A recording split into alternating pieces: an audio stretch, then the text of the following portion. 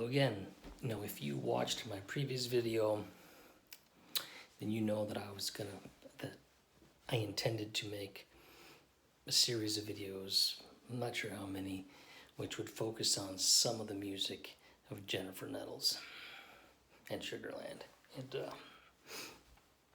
specifically right now, I want to talk about one of her music videos. Now, most of you are probably familiar with Ms. Nettles and, the wide range,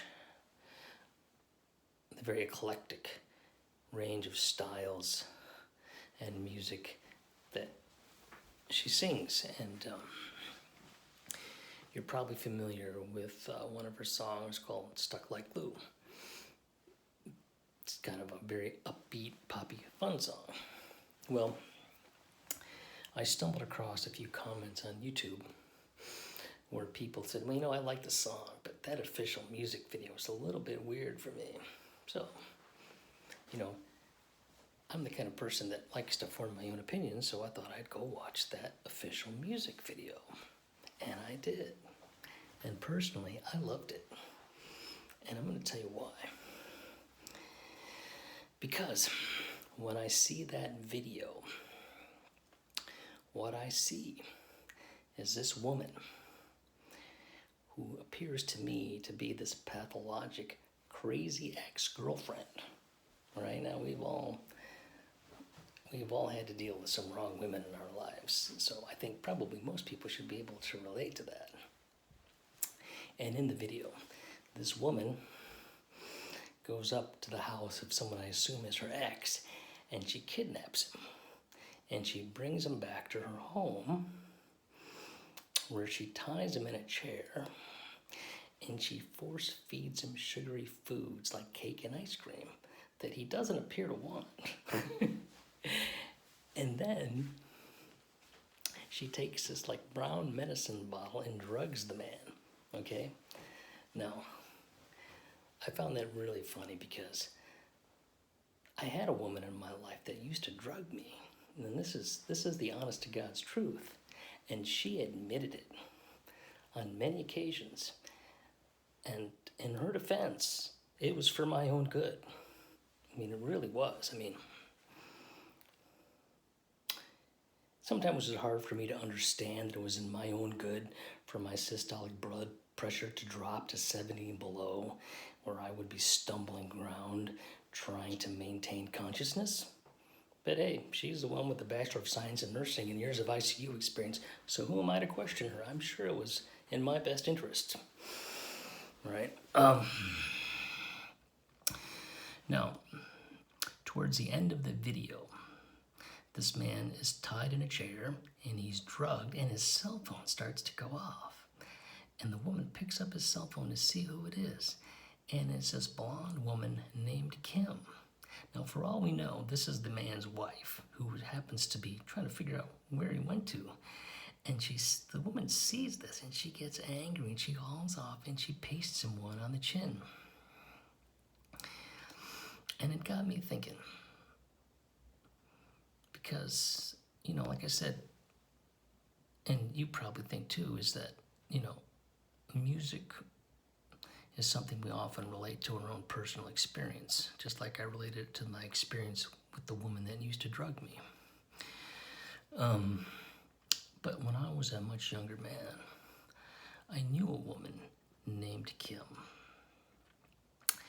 Now, Kim was a dietitian in South Louisiana.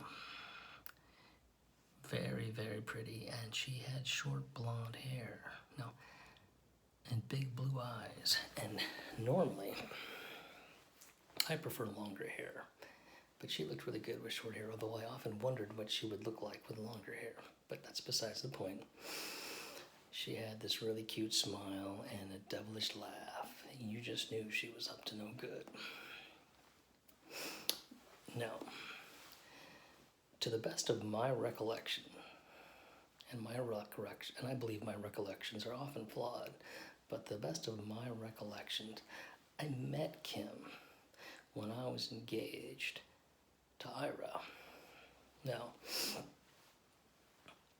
at the time, my fiance was living 1,000 miles away in Chicago.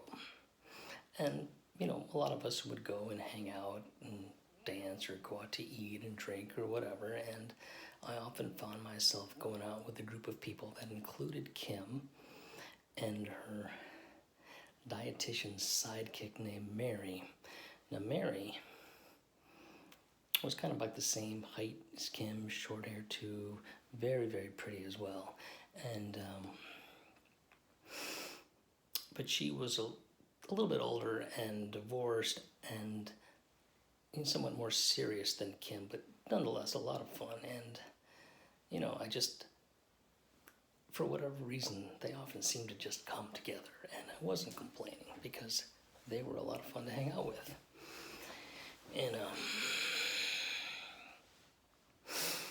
where's I going with this? Okay, well, there are certain slices of your life, or at least my life, which seem to stick out. Now, sometimes I wonder how accurately I recall these slices of my life. But this is one slice that I believe I remember fairly accurately. And it seems to me that a bunch of us from work have gone out. And at the moment, I'm slow dancing with Kim.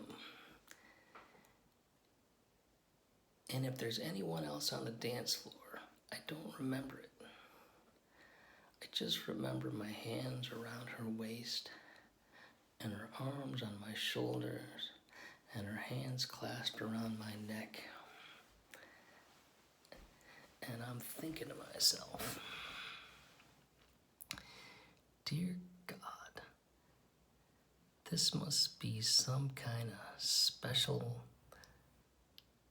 torture test or something, because it was like this physically painful moment where I was questioning the sanity of my decision to get married. Now, expectations can weigh pretty heavy, so still I held on. And I got married.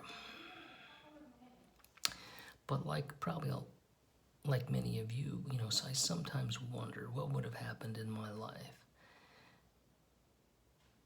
if I had forked right instead of left. And sometimes I think what I'd give for the opportunity to say I'm sorry. What I'd give for the chance to have raised our children. What I'd give for the opportunity to make it up. What I'd give to have loved a woman who cried when I had to travel far away sometimes, instead of taking up with another man or men, wishing and hoping that I would never return. Sorry to disappoint you, baby.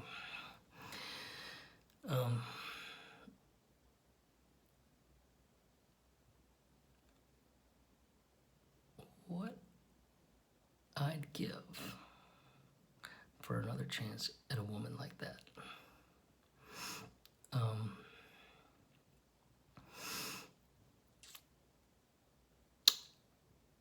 I guess we all have those moments in our lives, and that music video just reminded me of that moment in my life. Now, I have a confession to make. God, this video is going on longer than I expected it to go on, but I have a confession to make. Sometimes I look for Kim on Facebook, and I can never find her. And I always think, well, if I do find her, I'm going to send her a friend request, or maybe I'll just creep a little bit to see what she's up to and see if she is as beautiful as I remembered her to be.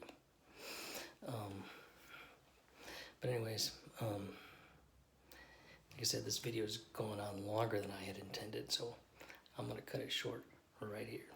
Bye.